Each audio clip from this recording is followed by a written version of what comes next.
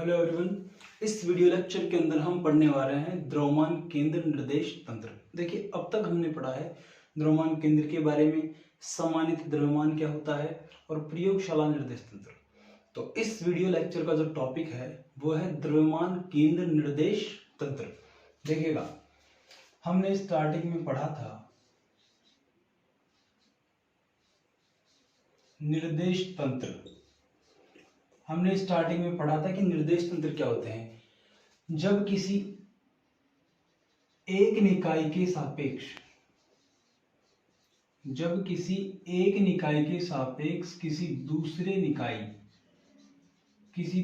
निकाय की स्थिति का पता लगाना हो तो ये जो पहला निकाय है इसको निर्देश तंत्र कहा जाता है। अब सामान्यतः निर्देश तंत्र दो प्रकार के होते हैं। जैसे पहला है प्रयोगशाला निर्देश तंत्र। इस चीज को हम फर्स्ट लेक्चर के अंदर भी डिस्कस कर चुके हैं, लेकिन इसका अब यहाँ पर डिस्कशन करना कंपलसरी है। और दूसरा है द्रव्यमान केंद्र निर्देश तंत्र। द्रव्यमान केंद्र निर्देश तंत्र। देखो, प्रयोगशाला निर्देश तंत्र क्या होते हैं। सामान्यतः जनरली आप लोगों ने एक्स वाई जेड कोऑर्डिनेट पढ़े होंगे। एक्स वाई और जेड कोऑर्डिनेट हमने जैसे फर्स्ट यूनिट के अंदर पढ़ा है। प्रयोगशाला निर्देश तंत्र या फिर जनरल निर्देश तंत्र होते हैं, वे कुछ इस प्रकार के होते हैं। ये सामान्यतः प्रयोगशाला निर्देश तंत्र की तरह कंसिडर किए जाते हैं। लेकिन जब किसी बॉडी के ऊपर मान लो ये इसका सेंटर ऑफ मास है, और ये वाला लेबोरेटरी फ्रेम ऑफ रेफरेंस, ये इसका सेंटर ऑफ मास, ये प्रयोगशाला निर्देश तंत्र और ये जड़त्वीय निर्देश तंत्र है साथ में। अब देखिए, द्रव्यमान केंद्र निर्देश तंत्र क्या होता है, इस चीज को समझो, कंसेप्ट को। जब किसी निकाय के द्रव्यमान केंद्र को जड़त्वीय निर्देश तंत्र के मूल बिंदु के साथ संबंधित कर दिया जाए तो इससे जो बनने वाला निर्देश तंत्र है वह द्रव्यमान केंद्र निर्देश तंत्र कहलाता है। इससे जो बनने वाला निर्देश तंत्र क्या कहलाता है? द्रव्यमान केंद्र निर्देश तंत्र। अब देखिए, द्रव्यमान केंद्र में ये पूरा centre of mass frame of reference, द्रव्यमान केंद्र निर्देश तंत्र। अब द्रव्यमान केंद्र में ये जो पार्टिकल है ये v वेलोसिटी से मूव कर रहा है। किस वेलोसिटी से? v वेग से गति कर रहा है। देखिए, इस कंसेप्ट को समझिए। और आपको प्रत्येक वीडियो के अंदर एक टॉपिक को डिस्कस किया जाता है और उसके साथ ही उस टॉपिक के नोट्स आपको एप्लीकेशन के अंदर नोट्स वाले सेक्शन के अंदर मिल जाएंगे। प्रत्येक यूनिट के नोट्स उसी यूनिट के सेक्शन के अंदर मिल जाएंगे। आपको इन वीडियो के अंदर एक अच्छी तरह से समझाया गया है कि टॉपिक्स को किस तरीके से कवर करना है, कि यह चीज कैसे आई। समझिए, जब किसी पिंड के द्रव्यमान केंद्र को जड़त्वीय निर्देश तंत्र के मूल बिंदु से संबंधित कर दिया जाता है तो जो नया निर्देश तंत्र बनता है वो centre of mass frame of reference द्रव्यमान केंद्र निर्देश तंत्र कहलाता है। अब देखिए, द्रव्यमान केंद्र निर्देश तंत्र सामान्यतः कण का रेखीय संवेग होता है P = mv। सामान्यतः कण का रेखीय संवेग, लीनियर मोमेंटम, रेखीय संवेग। अब यदि बात करें तो VCM और यहाँ पर PCM। अब VCM क्या है? जब द्रव्यमान केंद्र VCM, जैसे मान लो यह बॉडी है, इसका यहाँ पर सेंटर है, तो रोटेशनल, जब जैसे मान लो रोटेशनल मोशन कर रही है इस कंडीशन में, तो इसका जो सेंटर है वो तो ट्रांसलेशन मोशन नहीं कर रहा, इस स्थानांतरण गति नहीं कर रहा। देखो, द्रव्यमान केंद्र क्या होता है? जब रोटेशनल मोशन करता है कोई भी बॉडी, कोई भी पिंड, तो उसके अंदर एक ऐसा पार्टिकल होता है जो यूनिक बिहेवियर रखता है। और जो यूनिक बिहेवियर है, जो पार्टिकल यूनिक बिहेवियर रखता है वही द्रव्यमान केंद्र होता है, वही सेंटर ऑफ मास होता है। जैसे मान लीजिए ये मार्कर है, अभी इस तरीके से चल रहा है, इसके अंदर जितने भी पार्टिकल है वो स्थानांतरण गति कर रहे हैं। अब इसको ऐसे घुमाया जाएगा तो इसके सेंटर में जो पार्टिकल है वो सिर्फ एक ही जगह पर घूमेगा, बाकी इसके चारों तरफ घूर्णन करेगी, इसके चारों तरफ अपना मूवमेंट शो करेंगे। लेकिन जो इसके सेंटर में है उसका यूनिक बिहेवियर है, उसकी ट्रांसलेशन मोशन 0 है। क्या है उसकी VCM बराबर 0। तो सेंटर ऑफ मास यानी किसी भी पिंड के द्रव्यमान केंद्र का रेखीय वेग क्या होता है? 0। अब रेखीय वेग 0 है तो रेखीय संवेग भी क्या होगा? 0। रेखीय संवेग भी 0 होता है। इसका मतलब यह है कि वह निर्देश तंत्र जिसके अंदर पिंड का रेखीय संवेग यानी द्रव्यमान केंद्र का रेख संवेग 0 होता है, द्रव्यमान केंद्र निर्देश तंत्र कहते हैं। वह निर्देश तंत्र जिसके अंदर पिंड का रेखीय संवेग 0 होता है, द्रव्यमान केंद्र निर्देश तंत्र कहते हैं। इसका मतलब जो सेंटर पर पॉइंट होता है, इसका मतलब जो द्रव्यमान केंद्र होता है उसका रेखीय संवेग 0 होता है। अगर वो 0 होगा तो वही सेंटर ऑफ मास होगा और ये निर्देश तंत्र द्रव्यमान केंद्र निर्देश तंत्र कहलाता है। अब समझो, ये तो बात होगी द्रव्यमान केंद्र निर्देश तंत्र की। अब बात करते हैं द्रव्यमान केंद्र निर्देश तंत्र में टक्कर। देखिए कॉलिजन, कैसे कॉलिजन होती है किसी भी दो पार्टिकल्स के बीच। जैसे मान लीजिए कि दो बॉडी है,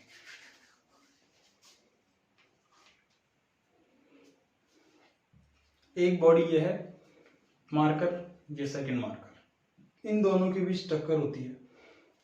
जब इन दोनों के बीच टक्कर होती है, देखो द्रव्यमान केंद्र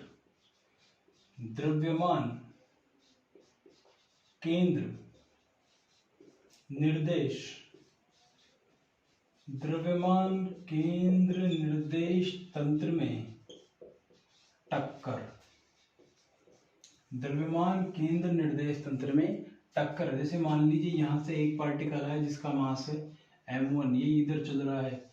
यहां से दूसरा पार्टिकल आया जिसका मास है m2, ये इधर चल रहा है। ये v1 वेग से, यह है v2 वेग से। इन दोनों के बीच क्या होती है? टक्कर। इन दोनों के बीच क्या होती है? टक्कर। तो टक्कर की भी कुछ कंडीशंस होती है। टक्कर की कंडीशन ये होती है कि सबसे पहला, किसी भी पार्टिकल की टक्कर होने के लिए यह आवश्यक नहीं कि दो कणों के बीच टक्कर होने के लिए, दो कणों के बीच टक्कर होने के लिए यह आवश्यक नहीं कि वे एक दूसरे को स्पर्श, टक्कर होने के लिए यह आवश्यक नहीं है कि वे एक दूसरे को स्पर्श करें। जैसे कि चार्ज पार्टिकल्स, आवेशित कण होते हैं, वे कभी भी एक दूसरे को स्पर्श नहीं करते। जैसे इलेक्ट्रॉन इलेक्ट्रॉन के बीच की टक्कर, ये इलेक्ट्रॉन तो ये इलेक्ट्रॉन, ये एक दूसरे को स्कैटर्ड कर देंगे क्योंकि ये सेम चार्ज, ये सेम चार्ज। तो ये जरूरी नहीं कि जब दो पार्टिकल्स के बीच टक्कर हो तो वे एक दूसरे को स्पर्श करें। बड़े निकाय जो अनचार्ज पार्टिकल हैं वे एक दूसरे को स्पर्श कर सकते हैं, लेकिन जो चार्ज पार्टिकल हैं वे एक दूसरे को स्पर्श नहीं करते हैं जब वे टक्कर करते हैं।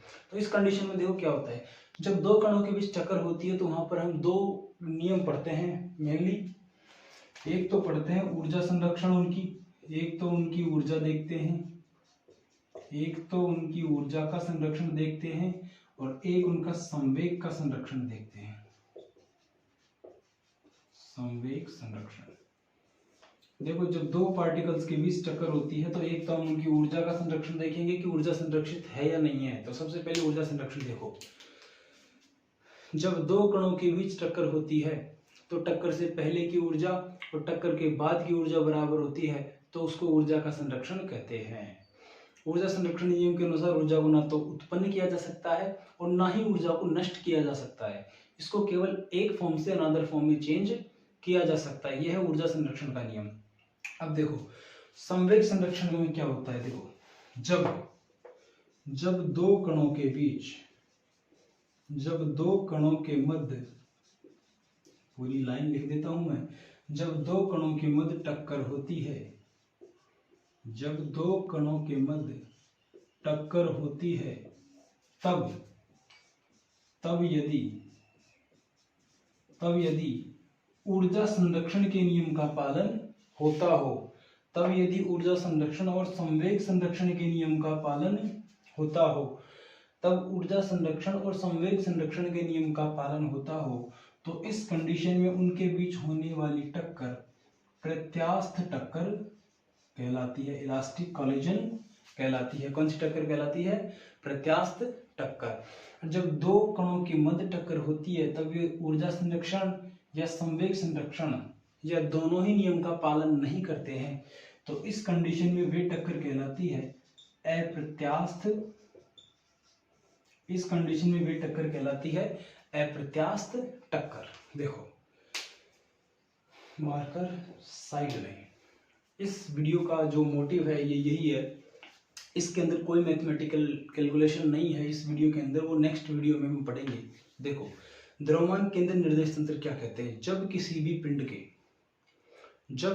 पिंड के द्रव्यमान केंद्र को एक प्रयोगशाला जड़त्वीय निर्देश तंत्र के ओरिजिन, प्रयोगशाला जड़त्वीय निर्देश तंत्र के मूल बिंदु से जोड़ दिया जाए।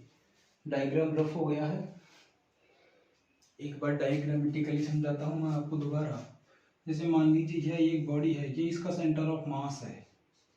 अब इसके सेंटर ऑफ मास को एक जड़त्वीय निर्देश तंत्र के मूल बिंदु O, एक जड़त्वीय निर्देश तंत्र के मूल बिंदु O से जोड़ दिया जाए। जैसे मान लीजिए R वेक्टर से इसको जोड़ दिया, तो ये जो पूरा सिस्टम है इसको सेंटर ऑफ मास, द्रव्यमान केंद्र निर्देश तंत्र कहते हैं। द्रव्यमान केंद्र निर्देश तंत्र कहते हैं। और द्रव्यमान केंद्र निर्देश तंत्र का वेग, यानी द्रव्यमान केंद्र का वेग होता है, रेखीय वेग होता है 0, और द्रव्यमान केंद्र का रेखीय संवेग होता है 0।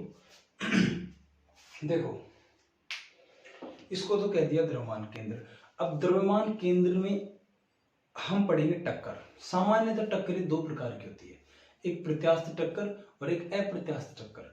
जो प्रत्यास्थ टक्कर होती है उसका ये सीन रहता है कि जब दो कणों की मध्य टक्कर होती है, यदि उनके मध्य ऊर्जा संरक्षण और संवेग संरक्षण के नियम का पालन होता हो, अर्थात टक्कर से पहले और टक्कर के पश्चात कणों की ऊर्जा बराबर हो। टक्कर से पहले कणों की कुल ऊर्जा व टक्कर के बाद कण की कुल ऊर्जा बराबर हो, तो उस ऊर्जा संरक्षण का नियम फॉलो होता है। या टक्कर से पहले कणों का कुल संवेग व टक्कर के बाद दोनों कणों का कुल संवेग बराबर हो, तो वह संवेग संरक्षण के नियम को फॉलो करते हैं। तो इस कंडीशन में वो जो टक्कर होगी वो इलास्टिक कोलिजन यानी प्रत्यास्थ टक्कर होगी। यदि यह कंडीशन फॉलो नहीं होती है, क्योंकि टक्कर से पहले ऊर्जा संरक्षण और संवेग संरक्षण के नियम का पालन नहीं होता है, या दोनों में से एक भी नियम का फॉलो नहीं होता है, तो वो जो टक्कर है वह अप्रत्यास्थ टक्कर कहलाती है। तो अब ये एक इंट्रोडक्शन था कि कैसे कॉलिजन्स करते हैं पार्टिकल्स। और टक्कर होने के लिए जरूरी नहीं कि दो पार्टिकल एक साथ आए, उनके बीच इंटरेक्शन होगी तो बिना टच किए भी हो सकती है, बिना एक दूसरे को स्पर्श किए भी हो सकती है। जैसे इलेक्ट्रॉन चार्ज पार्टिकल्स के बीच का कॉलिजन, जैसे रदरफोर्ड स्कैटरिंग पढ़ते हैं अपन, ठीक उसी तरीके से। तो ये एक इंट्रोडक्शन वीडियो था कि भाई कैसे टक्कर वगैरह होती है। आपको इस चैप्टर के नोट्स वगैरह तो आपको एप्लीकेशन के अंदर मिल ही जाते हैं, तो नोट्स भी साथ में पढ़ते जाइए और इन वीडियो लेक्चर्स को भी साथ में एक बार देखते जाइए, तो उससे आपको अच्छे से टॉपिक्स को कवर करने का एक तरीका मिल जाएगा। मिलते हैं नेक्स्ट वीडियो में।